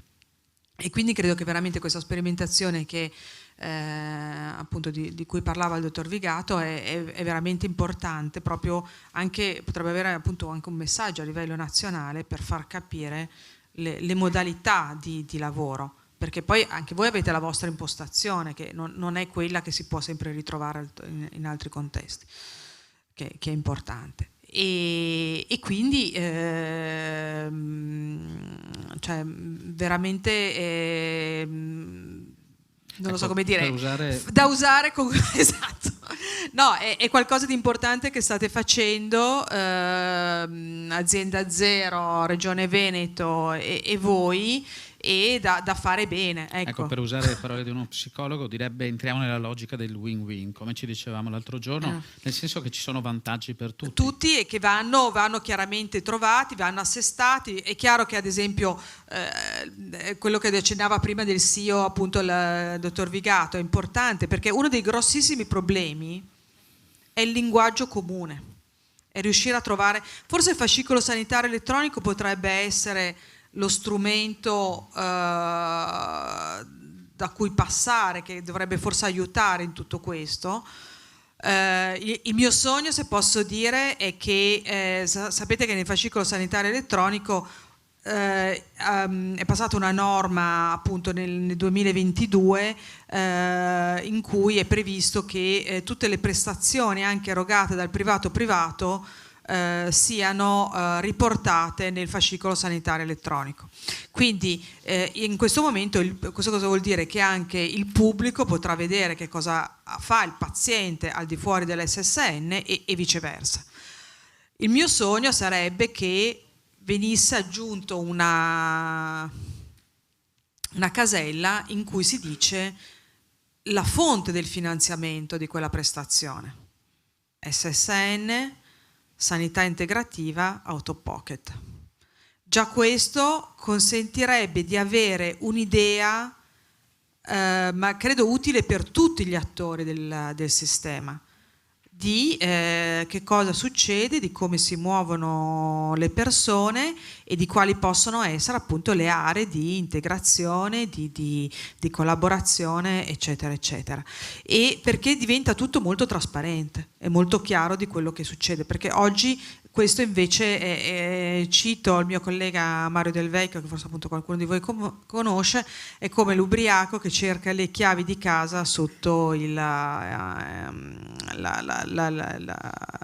luce della stradale, adesso non mi viene del lampione, ecco, mi viene la parola lampione. Ecco, questo è un po' quello che è successo finora e che forse bisognerebbe invece provare a superare, ecco. E quindi quello che voi state cominciando a fare. Grazie. Grazie a lei.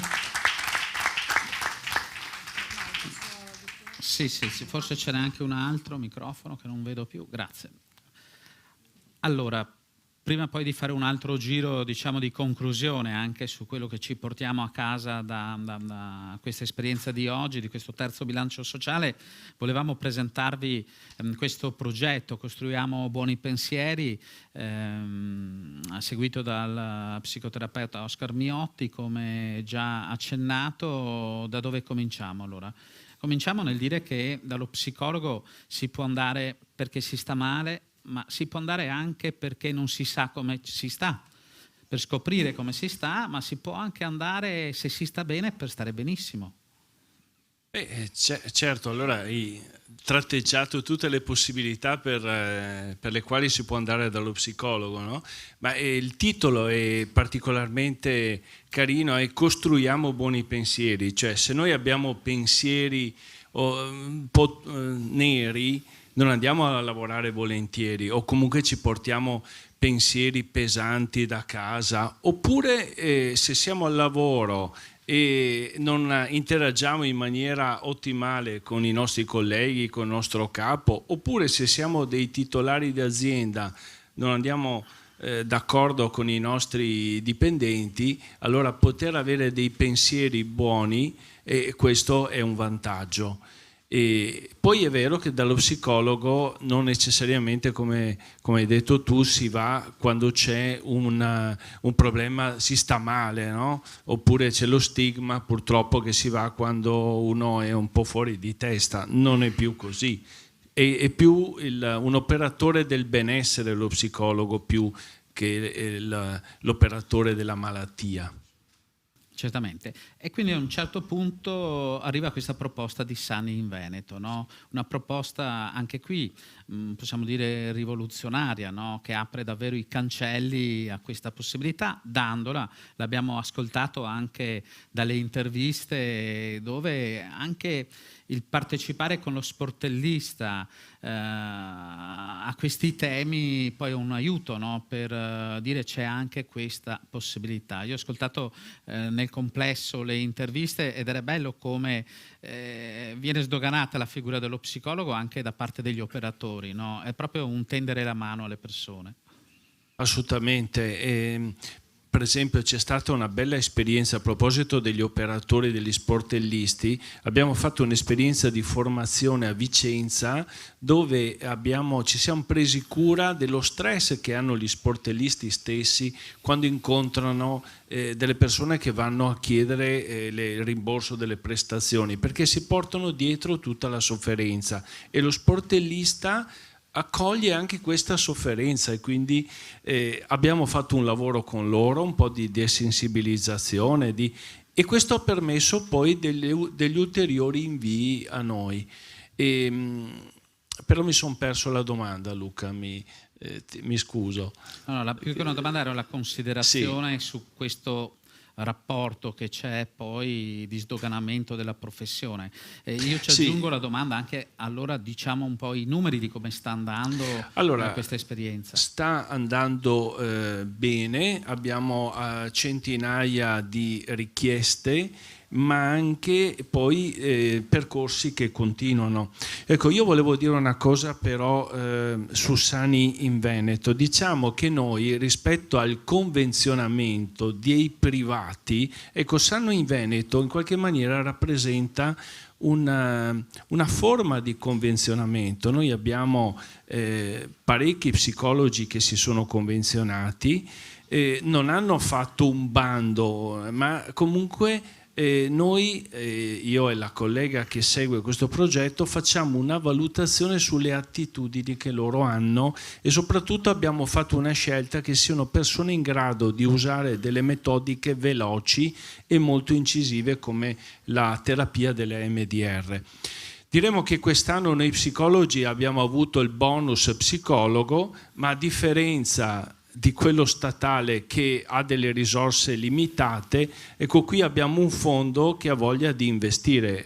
Non voglio farvi i conti, ma nel senso che è una forma di convenzionamento che forse è il futuro anche della professione dello psicologo. Io vi devo confessare che ho iniziato a fare la politica all'ordine degli psicologi, sono stato vicepresidente fino a 2 anni fa, perché volevo lavorare al convenzionamento con il pubblico. Questa era la mia idea, perché ritengo che noi possiamo assumere nell'azienda sanitaria un tot di psicologi, non possiamo averne in carico, e quindi potrebbe essere un vantaggio anche per il pubblico, perché io ricevo nel mio studio dove mi pago la corrente, mi pago il riscaldamento, che sappiamo quanto costa. Vorrei essere adesso un dipendente, che sono già stato in passato, perché sono spese importanti, però questo potrebbe creare una sinergia effettivamente, e Sani in Veneto ha fatto una prima convenzione fattiva con gli psicologi, e questo a me, io vi ringrazio, e proprio, ma al di là che vi ringrazio, vediamo che le persone lo stanno usufruendo veramente con numeri importanti, anzi devo darmi da fare a reclutare altri colleghi, perché altrimenti non riusciamo, almeno nella zona di Venezia, a rispondere a tutte le domande, e questo a me fa molto piacere, insomma, allarga il cuore di poter essere utili finalmente. Ecco, da psicologo, per chiudere, hai sentito, no, di questo orgoglio di partecipazione, questo anche rischio di progettualità. Quanto è importante ovviamente fare squadra e crederci anche nello sdoganare ed andare oltre, diciamo, l'ostacolo. Beh, certo, è proprio un meccanismo, ma se uno non riesce a sognare, non si proietta nel futuro, è quasi morto. Quindi il fatto di avere invece questa forza di rischiare, a volte anche rischiare con il fuoco, perché la psicologia, allora se uno ha mal di schiena, mi colpivano i dati, e allora vai dal fisioterapista, no? Se hai male un ginocchio vai dall'ortopedico. Però io vi assicuro, quando lavoravo in azienda ULSS, mi dispiace, avevo mal di schiena. Mi ricordo andavo a fare le visite con la Panda, e sui dossi ero lì che sono uscito per varie ragioni, insomma, e mi è passato il mal di schiena. Quindi voglio dire, no, io ringrazio l'esperienza che ho fatto, perché se no non sarei quello che sono, anzi vorrei rientrare, lo dico all'esponente, però in forma privatistica, perché questo mi permette di fare... E a patto che vengono tolti i dossi. Esatto, e i dossi, io credo che chi è spaccato in ambulanza, i dossi sono qualcosa di inopportuno, però questa è la mia idea. Quindi sicuramente avere delle prospettive aiuta a non essere morti, e loro rischiano. In effetti io li ringrazio, quando mi hanno chiamato avevano visto John Kirwan, che era quel famoso rugbista, che diceva: quando tu hai male alla gamba vai dall'ortopedico, se tu hai un problema psicologico vai da psicologo, no? Parlava con un italiano stentato, noi l'avevamo avuto come testimonial all'Ordine Regionale del Veneto, e quindi loro sulla base di questo hanno detto: proviamo a sentire il vicepresidente se ci crede a questa cosa, e noi siamo arrivati qua. Grazie. Vengo da lei. Torno da lei per andare in chiusura, perché questa domanda fa scopa con quello che volevo fare a lei, quindi convinzione, capacità di sognare, prospettive. Come si vede lei fra 20 anni su queste dinamiche? Allora, in realtà non sono in grado di risponderle, nel senso che mi spiace di farlo, di non essere in grado, ma per un motivo ben preciso, perché io quella che adotto è la prospettiva di sistema. Quindi per risponderle dovrei dire: dove sarà l'SSN tra 20 anni, dove sarà la sanità integrativa tra 30 anni, dove saranno tutte le nuove figure professionali sanitarie che stanno sempre più emergendo, dove sarà la tecnologia che avrà magari sostituito per certi aspetti alcune pratiche di cura o no, o come. Cioè, le domande sono, e i pezzi da mettere insieme sono veramente tanti e veramente difficili. Io credo, ecco, la cosa che veramente mi auguro è che nessuno di tutti questi attori del sistema faccia lo struzzo.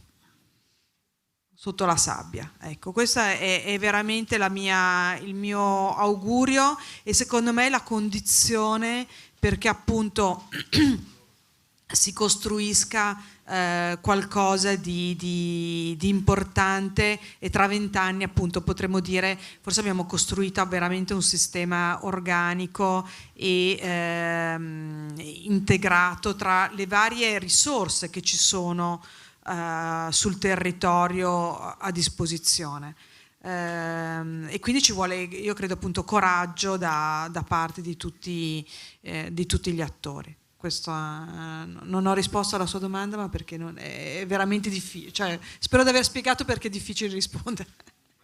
Certamente. E allora gliela facciamo al dottor Vigatto questa domanda? Poi chiedo al Presidente se voleva fare una domanda. Allora, cioè io tenterò questa prognosi futura a dispetto del così prendo questa sfida. Allora, una valutazione generale: è una società che dovrà curare più mali perché sarà una società di vecchie persone fondamentalmente. Il listato che prima ha mostrato il Presidente faceva cenno a patologie di una società ricca fondamentalmente. Gli obesi non li troviamo in Africa, ovviamente, lì c'è il problema delle zanzare, c'è il problema di nutrirsi, perciò con questa la consapevolezza e anche l'intervento che si faceva di puntare sulla non autosufficienza a cui accennava il Presidente, riprendeva anche il direttore di Sanin Veneto, è chiaro che è un'urgenza che si porrà nel prosieguo, perché l'età media cresce e gli anziani come dire, hanno bisogno drammaticamente, con affetto, drenano molte risorse, cioè poche persone di fatto drenano moltissime risorse perché hanno una comorbilità, mentre i giovani utilizzano meno la sanità e sporadicamente, più in vecchi si va, più le risorse vengono drenate in maniera massiccia. Dove si andrà col sistema? La mia percezione personale è che si giungerà a un utilizzo massiccio della tecnologia. Già ora siamo in grado, con difficoltà riferite al problema della privacy, che speriamo di spostare come problema, di stadiare le patologie, aggregandole a fasce territoriali. Questo consentirà nel prosieguo un'allocazione delle risorse migliori, per cui non ci sarà più la quota pro capite probabilmente, ma verranno stadiati i finanziamenti in ragione delle patologie da curare. La tecnologia sta evolvendo, perciò in carenza di personale arriveremo forse a quelle modalità operative che sono già di altre nazioni, per cui un'unica centrale operativa con persone che vedono solo ecografie sarà unica, posizionata nel Veneto, gli altri, anche infermieri, porranno il sensore, il cursore manipolo sopra lo stomaco e un medico a distanza di chilometri valuterà questo. Questo richiede una sensibilità anche da parte del territorio, perché le battaglie che hanno fatto certi sindaci in passato sulla chiusura degli ospedali, gli ospedali piccoli, la montagna, le difficoltà. Ora, io credo che con sano realismo, se io dovessi avere un figlio, ma ho già dato, perciò sono a posto, non farei partorire mia moglie in una località amena in cui è simpatico il medico, è simpatico l'infermiere, ma se sta male il figlio prendo l'elicottero e lo portano a Padova. Cioè preferirei gente antipatica ma brava, gente simpatica che ha visto pochi parti. Questa è un'evoluzione culturale che, ahimè, noi siamo su una torre, ma questa è una regione di campanili, non sempre è stato capito e apprezzato. Allora, nel mare grande si trovano i pesci più grandi, si dice. Questa evoluzione passa anche per un'azione tecnica che prescinda dal consenso popolare spicciolo, ma dalla maturità della popolazione, la stessa che auspicava lo psicologo nel dire che deve sparire lo stigma sociale di dire vado allo psicologo perché sono ammalato, sono matto, in sintesi brutale. Voi fate parte di un gruppo di persone che drammaticamente è stato colpito da eventi penosissimi di suicidi non per debiti ma per crediti. Questa è una regione la cui sofferenza del personale che, torno a dire, forma il PIL, lavora, vive sulla propria pelle le dinamiche drammatiche dell'evoluzione economica, sociale e quant'altro. Credo che fornire uno psicologo sia più essenziale del curare il mal di schiena, credo io, perché mentre il mal di schiena è episodico, in qualche maniera, ecco, la malattia dell'anima che ha colpito drammaticamente questa regione più di altre, di gente che lavora, di gente che nasce col DNA di far fatica, che vede nel sacrificio personale la propria realizzazione per certi versi. Credo sia una grande evoluzione che San Inveneto stia perseguendo, a cui vada scritto grande merito. E che ha ragione probabilmente il dottor Oscar, non ricordo più, Miotti, nel dire che probabilmente decentrare questi interventi in senso territoriale è vantaggioso, perché i ritmi che potrebbe dare un'amministrazione pubblica sono quelli di orari incompatibili fondamentalmente con la professione, perché uno che sta male stabilisce una sorta di alleanza terapeutica col proprio psicologo, per cui non si può chiudere alle ore fisse dopo 3 mesi perché c'è la lista d'attesa e quant'altro. Cioè, la metodologia e il convenzionamento che evocava il dottor Miotti trovo che sia una cosa saggia. Perciò, per concludere, nessuno può dire in effetti, do ragione alla professoressa, dove andrà il sistema. Credo che vada dove noi tutti cerchiamo di orientare dove possa andare, consapevoli che le risorse sono sempre più minori, che vanno orientate in percorsi di cura prescrittiva corretti, che il sistema rete creato dalla Regione Veneto con hub e spoke funzioni, perché comunque tutti hanno la stessa cura in termini di procedura in qualsiasi parte della regione sia maino. Abbiamo una regione in cui siamo fortunati ad abitare, perché grazie a chi prima di me ha lavorato in regione, è una regione sana con ospedali che funzionano, perciò credo che si tratti solo di qualificare ulteriormente e realisticamente, con l'introduzione della tecnologia, quelle che possono essere le potenzialità. Un ultimo passaggio, solo perché anche a me ha stupito, è l'introduzione del machine learning. Il machine learning è una modalità di diagnosi per cui i big data assommano una valanga di informazioni raccolte, per cui raccogliendo 2 milioni di radiografie al ginocchio,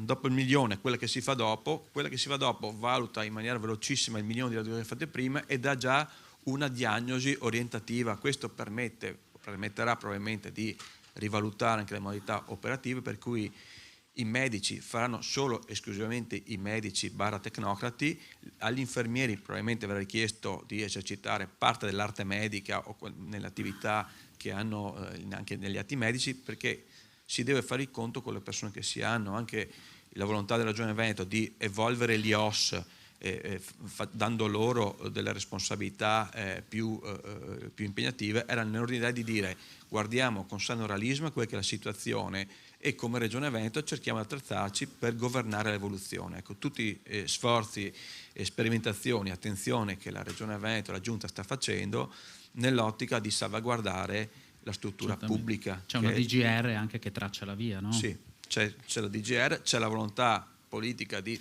valorizzare il pubblico nella consapevolezza che è un bene che va salvaguardato, perché la sanità è quel che fa la differenza nelle nazioni. Per l'evoluzione sanità e cultura, fondamentalmente, sanità e istruzione, questi sono i 2 canoni principali. Il resto, come dire, è ugualmente importante, ma di compendio. Ecco. Grazie a lei. Davvero un minuto a testa per chiudere, perché poi ci sarà ovviamente una colazione da vivere insieme, dove ci sarà modo ovviamente di dialogare ancora. Direttore?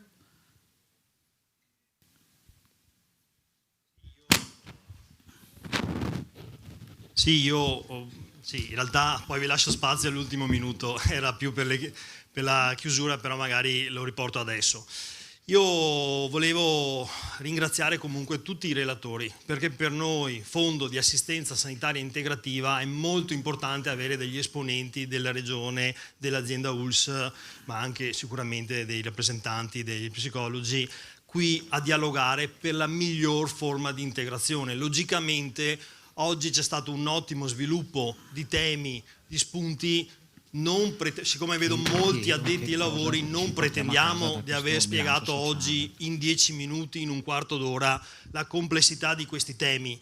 Volevamo portare che questi filoni sono vicini a un consolidamento, a quella sperimentazione per poi andare a un allargamento che citavamo prima, e quindi poi andremo a definirvi il percorso dedicato, che magari non vorrei fosse frainteso con la priorità o col saltafila. Logicamente noi parliamo di un rimborso da parte del fondo Poi vi diremo nel dettaglio quali sono le prestazioni in cui la nostra prestazione è già maggiore del ticket e quindi seguirà l'informazione. Logicamente oggi è un ottimo spunto di discussione, dopodiché vi daremo i dettagli di quelli che sono anche i limiti del nostro intervento.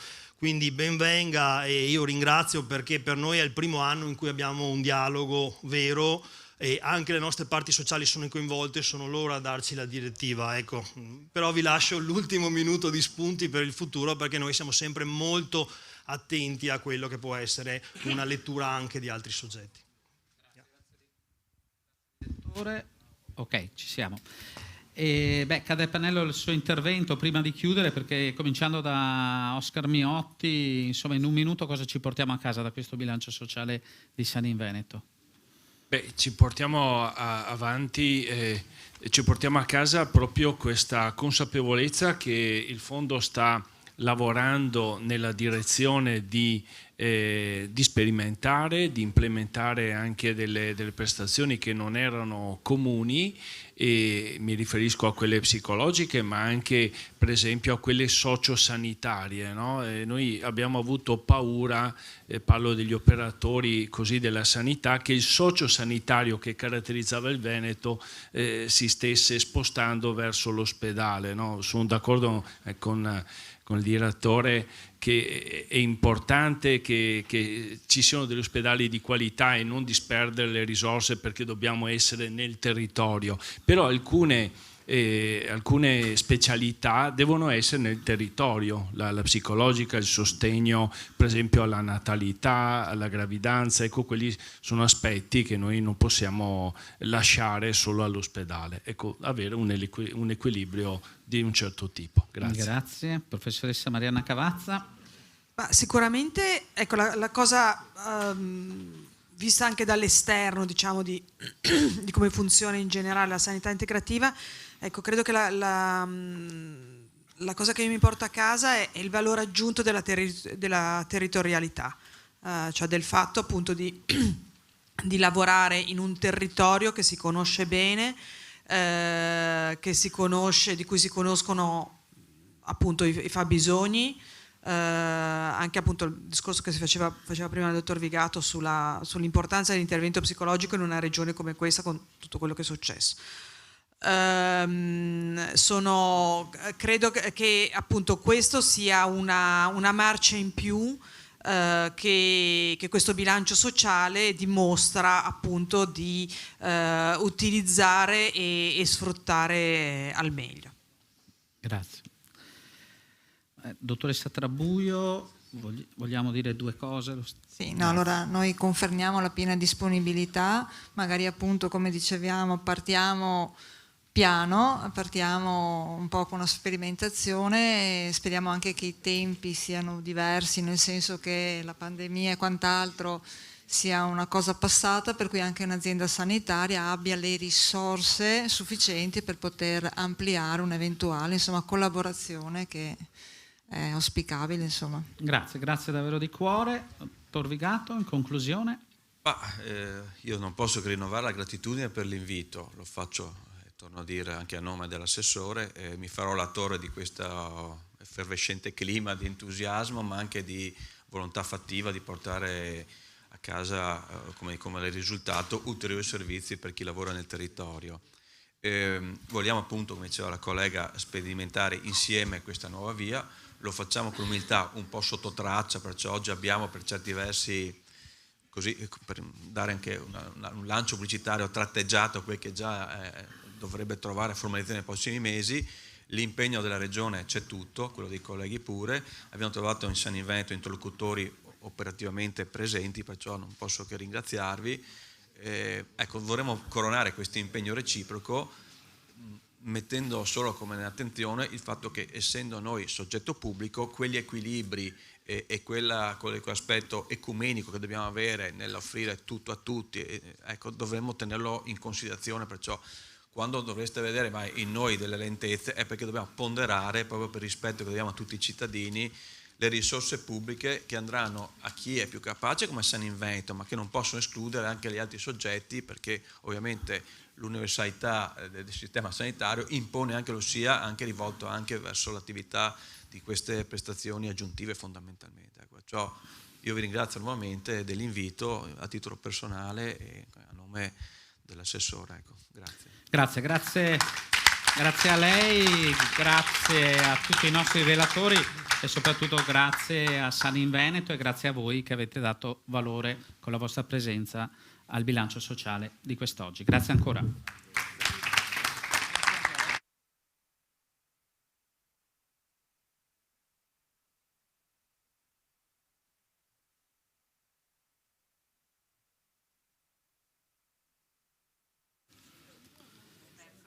Come dicevamo, c'è